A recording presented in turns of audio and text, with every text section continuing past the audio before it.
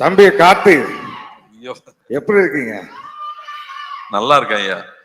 1001 திரைப்படத்துல என்னுடைய ரசிகனா நடிச்சேன்.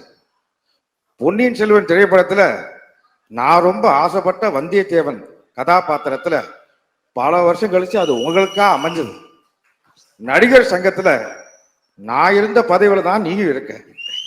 நமக்குள்ள எவ்வளவு ஒற்றுமை பாத்தியா? உண்மையா சொல்லணும்னா உங்க ஆசீர்வாதம் எப்பவுமே எனக்கு வேணும். நான் பல நாள் பல சோதனைகள் இருக்கும்போது உங்களை நினைக்காம போனதே இல்லை. அந்த ஷார்ட் டைரக்டர் ஆக்ஷன் சொல்றதுக்கு முன்னாடி ஐயா நீங்க உள்ள இருந்து நடிச்சுக்கங்கன்னு சொல்லிட்டு தான் ஒவ்வொரு ஷாட்லயும் நடிச்சிருக்கேன். என்னோட ஆசீர்வாதம் உனக்கு எப்பயுமே இருக்கும். என்னுடைய அன்பு தம்பி சிவகுமார் என்னுடைய மிகப்பெரிய ரசிகர்னு உங்க எல்லாருக்கும் தெரியும்.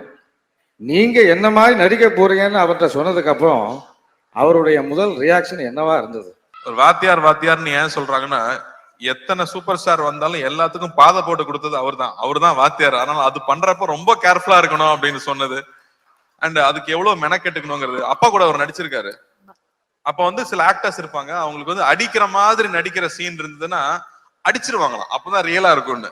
அப்ப அப்பாவும் போய் அவர்கிட்ட சொல்லியிருக்காரு, இந்த மாதிரி ஆனா நீங்க அடிச்சிருங்கண்ணே, நீ நடிகன் தானே, நான் அடிக்கிற மாதிரி நடிக்கிறேன், நீ அடி வாங்கின மாதிரி நடின்னு சொல்லுவாராம். சோ அவ்வளவு கேர்ஃபுல்லா பாத்துக்கு வரான் ஒவ்வொரு ஆர்டிஸ்டையும். இன்னைக்கு இருக்கிற ஸ்டண்ட் யூனியன் ஆகட்டும், இன்னைக்கு இருக்கிற நடிகர் சங்கம் ஆகட்டும், எத்தனையோ சின்ன சின்ன யூனியன் ஆரம்பிச்சது அவர் தான். ஏன்னா எப்பவுமே அடுத்தவங்க நல்லா இருக்கணும்னு சொல்லி ஒவ்வொரு திட்டத்தையும் பிளான் பண்ணது அவரா தான் இருக்காரு. எல்லாத்துக்கும் முன்னோடியா அவரா தான் இருந்திருக்காருங்கிறது ரொம்ப ரொம்ப பெருமையான விஷயம் நமக்கு.